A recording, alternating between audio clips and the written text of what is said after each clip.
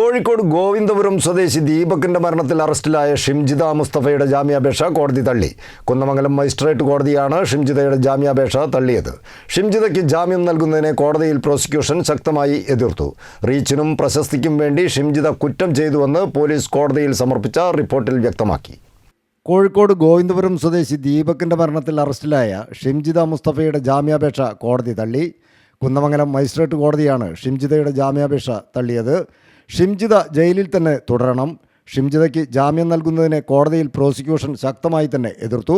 റീച്ചിനും പ്രശസ്തിക്കും വേണ്ടി ഷിംജിത കുറ്റം ചെയ്തുവെന്ന് പോലീസ് കോടതിയിൽ സമർപ്പിച്ച റിപ്പോർട്ടിൽ വ്യക്തമാക്കി.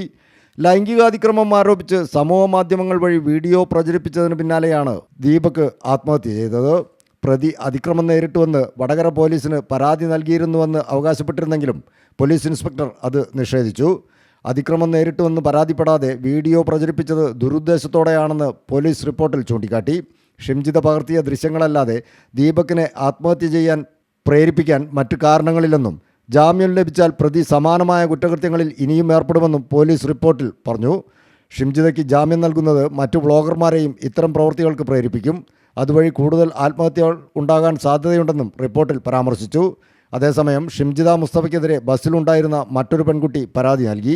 തൻ്റെ മുഖം അനാവശ്യമായി ചിത്രീകരിച്ച് സമൂഹ മാധ്യമങ്ങളിൽ പ്രചരിപ്പിച്ചുവെന്ന് കാണിച്ച് കണ്ണൂർ പോലീസിലാണ് പരാതി നൽകിയത്. ദൃശ്യങ്ങൾ നീക്കം ചെയ്യണമെന്നാവശ്യപ്പെട്ടാണ് പരാതി. News bureau, Kunnamangalam.